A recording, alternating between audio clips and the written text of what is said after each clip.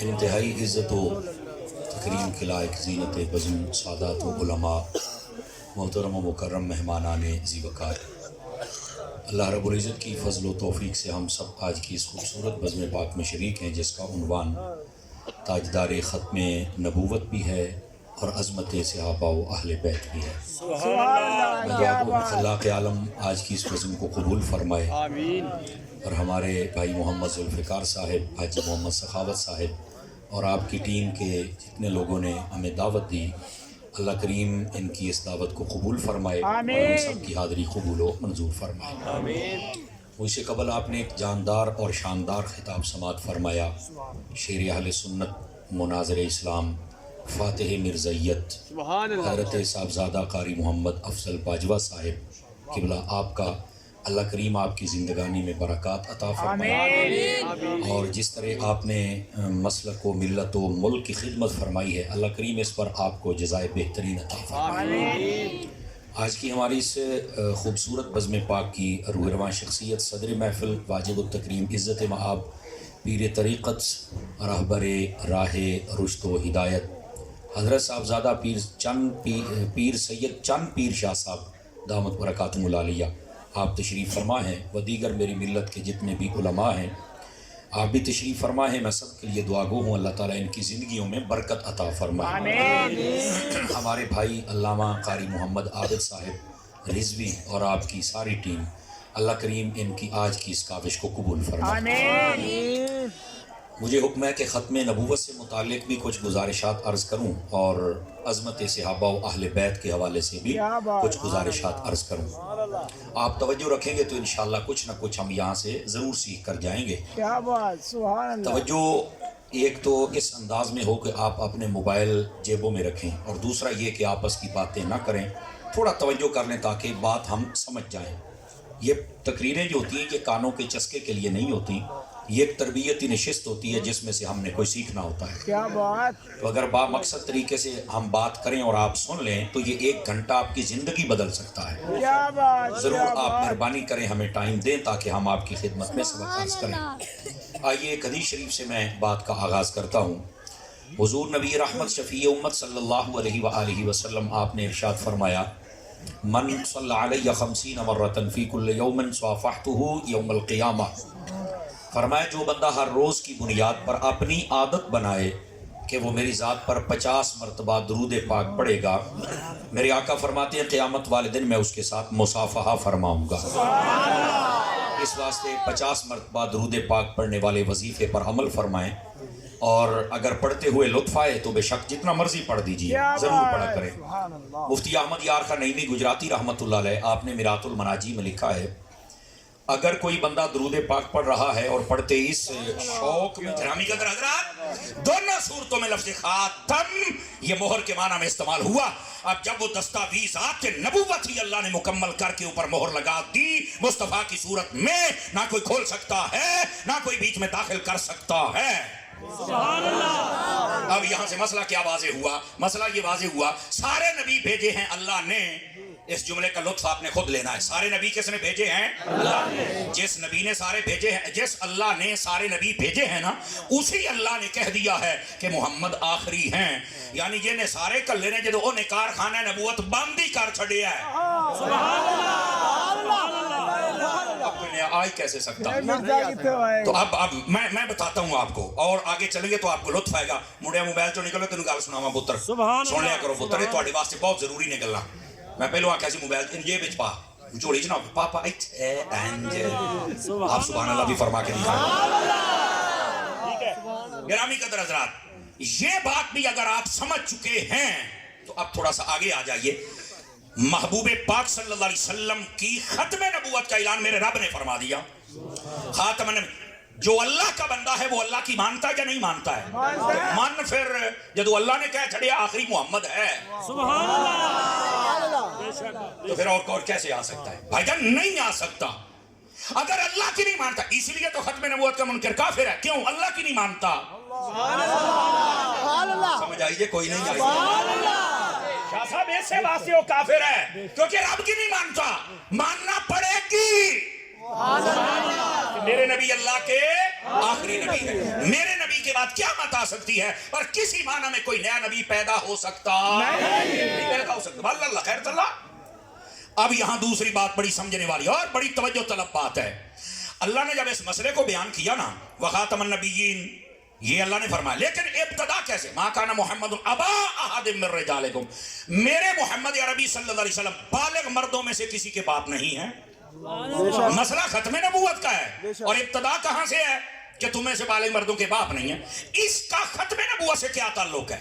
کیا نہیں. سبحان اللہ سبحان اللہ. میرا خیال تسی سور دے شوقین ہو تو میں بے سور ہاں. سبحان اللہ. ویسے تے قاری افضل صاحب نے بھی سور کوئی نہیں لائی تے جی انہوں نے تانوں اس گل تے لایا ہے تے پھر ہن توتی چوں نکل آؤ نا.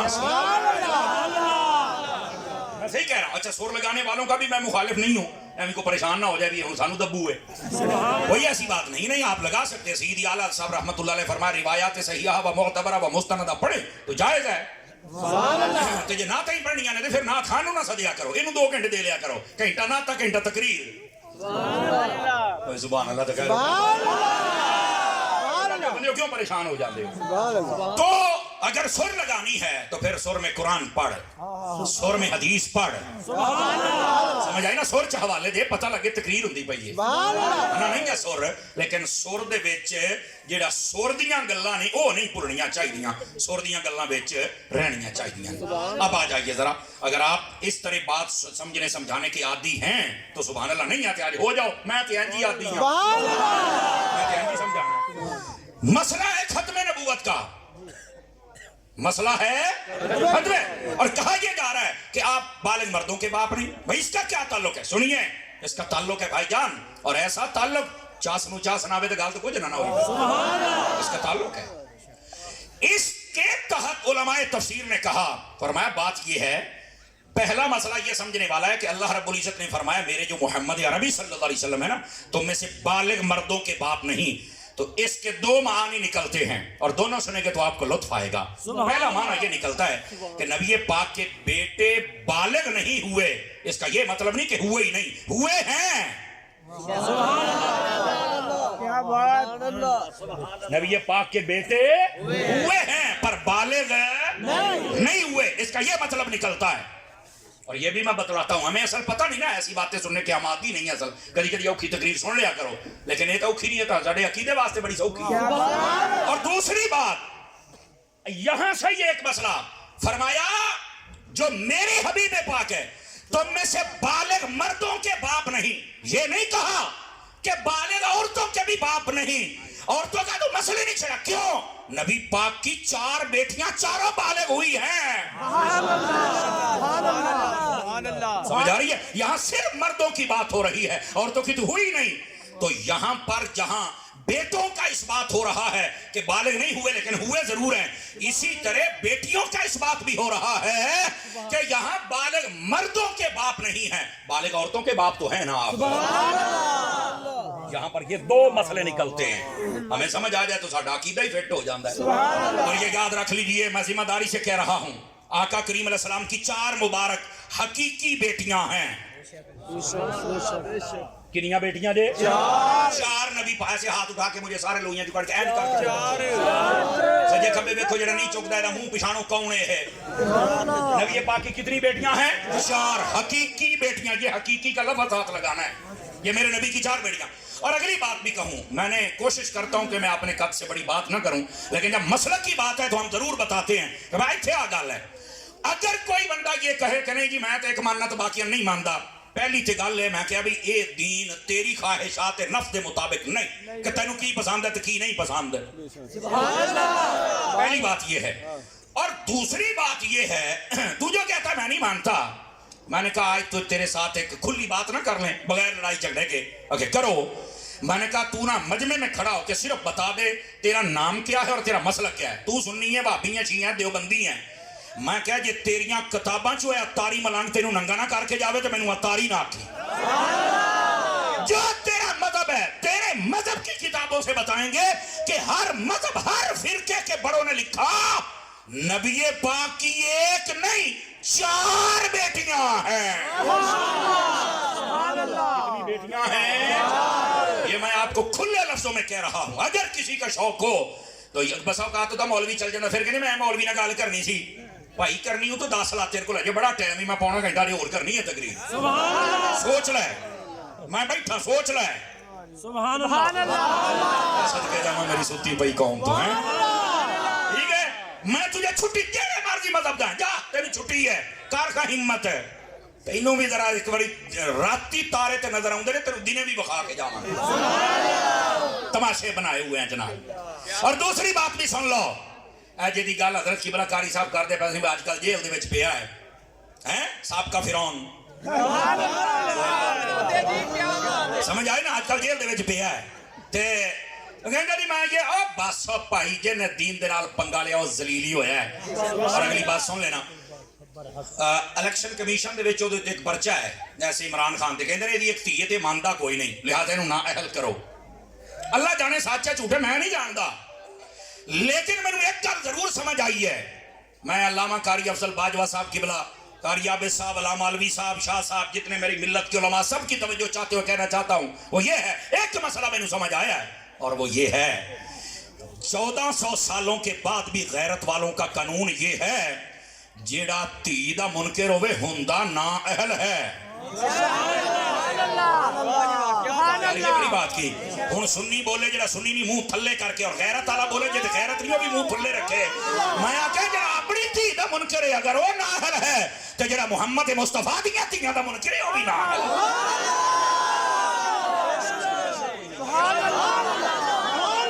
गिरामी कदर हजरात, इस वास्ते हकीकत को समझो, मसला समझो। जज़ाकल्लाह करीम आपको खैर बरकत दे। इन्हां नूं हजरत नफसियाती मार भी मारनी पैंदी है, मसला ते समझ आवे ना, लेकिन साडी कौम अजे भी चुपचाप बन के बैठी है। कारी साहब ने जिस अंदाज का बयान किया ना, मैं समझा यकीन अल्लाह ते कर ए जमीन ते तब्बू भी नारे लाउंदे होने ने, ठीक है। और जागिया करो, शुक्र करो तुहानू इंज दे बंदे मुयस्सर जे, शुक्र अदा करया करो, अल्लाह देना जिंदगी वास्ते दुआ करया करो। औखा सौखा वेड़ा आवे तो फिर पीछे खलोया भी करो, ठीक है। अब अगली बात सुनिएगा, तो बात जो समझा रहा हूं मेरे अजीज मेरे भाई, नबी पाक अलैहिस्सलाम के बारे में फरमाया बालिग मर्दों के बाप नहीं। दो बातें साबित हो गई, बालिग मर्द यानी आपकी औलाद बेटे हैं पर बालिग नहीं, और दूसरी बात यह कि बालिग मर्दों के बाप आप नहीं हैं, बालिग औरतों के हैं। जा रही है ये दो मसले। अब आ जाइए अगला सवाल, मैंने कहा था इसका ताल्लुक क्या है खत्म नबूवत के साथ। उलमा ने सवाल उठाया नबी पाक सल्लल्लाहु अलैहि वसल्लम के बेटे बालिग क्यों नहीं हुए, ये सवाल है। अब इसका जवाब सुनिए और खत्म नबूवत को समझिए। उलमा कहते हैं अगर नबी पाक के बेटे बालिग हो जाते, आपके 3 मुबारक बेटे थे, समझ आ रही है मेरी बात की? 2 का कौल भी है, 4 का भी है, 3 पर इसको असह कौल कहा गया है, बिल्कुल ठीक है। 3 मुबारक बेटे हैं नबी पाक के, अगर बालिग हो जाते तो 2 सूरतों से खाली नहीं था मामला, या तो बालिग होने के बाद अल्लाह नबूवत देता या ना देता। गल समझा, थोड़ा जब मोबाइल तो निकल गए। अगर मेरे नबी के बेटों को नबूवत मिल जाती तो खत्म नबूवत का ताज आगे जाना था। अल्लाह ने फरमाया हबीब ये भी नहीं जा सकता। समझ आ रही है? और अगर मेरे नबी के बेटे बालिग हो जाते और उनको नबूवत ना मिलती तो ये शान में कमी थी कि पहले नबियों के बेटे जब बालिग होते तो अल्लाह नबूवत देता था। ये अल्लाह के हबीब हैं, सब नबियों के सुल्तान और